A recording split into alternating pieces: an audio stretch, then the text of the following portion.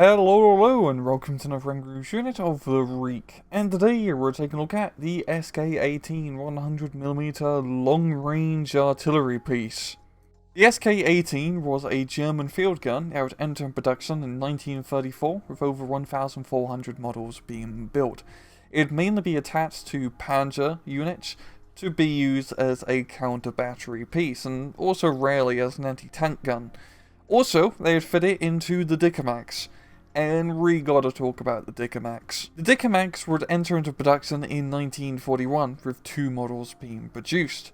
They essentially got a Panzer IV, cut off the turret, and put in the SK-18 gun modified with a muzzle brake and some other features as well. It would make a whopping two of these vehicles, and at first see service in the Eastern Front. One of the D-Maxes would actually end up getting destroyed in a non-combat related injury of an accidental ammo explosion. The other one would end up seeing a rather surprising long service.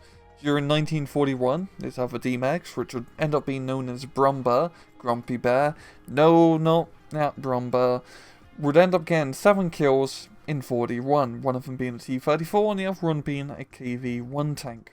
It ended up being pulled out of the front line by 1941, brought back for repairs, and by this time the Wehrmacht pretty much realised, yeah, it can kill, those big scary Russian tanks, but it's pretty unreliable, it has terrible traverse, it makes the crew rather exposed because it's an open-top tank destroyer, it doesn't have much armour. We're not really a huge fan of it, and also they were developing a heavy tank prototype, which would end up being known as the Tiger at this time. But its lone Dicamax would end up seeing service in 1942 as well, being put into the front line, and actually be fighting at Stalingrad. It would end up getting knocked out during Stalingrad, a shot went through the transmission, and the crew bailed out, and the Soviets would end up capturing it. In-game, the SK-18 100mm is a 80-point artillery piece available to the Feldjäger Panzer Division, 5th Panzer, 20th Panzer, 21st Panzer, 116th Panzer, 5th SS Panzer, 25th Panzer Grenadier, and 14th Infantry Division. And it has one weapon. So you got a bunch of high explosive shells, of course, but you also have a few armor penetration. In terms of HE, it's a long-range, accurate gun, yet doesn't do a whole lot of damage, and it has an alright fire rate of 6 rounds a minute. The armor penetration shells is very interesting, as you do a Ruppers ton of armor penetration, and you also got good accuracy and 2km range standard, so this can be a pretty decent AT gun. Yeah, I wouldn't really recommend it, because you only got 4 shots. In terms of miscellaneous stats, it is an 8-man crew with normal optics, very bad stealth, and heavy cargo space. In battle, the SK-18 is more of your long-range precision artillery piece.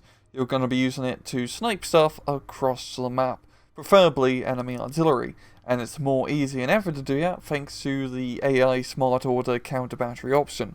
You can pretty much just buy a few of these, put a supply truck nearby, turn on an order, and you really don't have to worry about them, which is pretty nice. And it is one of the most effective counter-battery pieces in game because of its 45% accuracy, and especially considering when you're counter-battery and stuff, you're probably not going to have artillery observation on them for all the extra artillery bonus.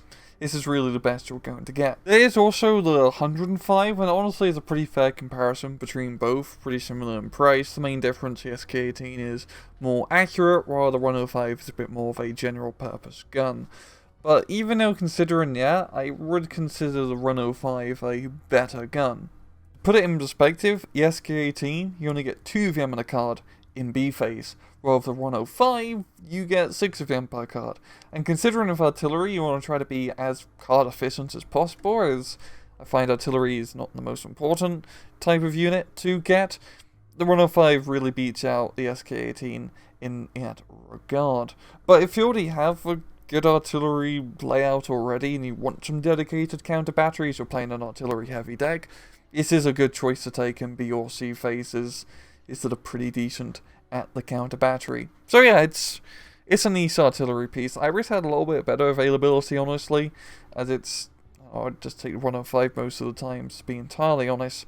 But hey, it does what it does, and it's pretty good at what it does. Just too bad you can't get more of him. It does what it does good. And well, I'm going to leave it off at that. It has been another Rangaroo's Unit of the Week. I hope you guys enjoyed the video, and usual, please just take it easy.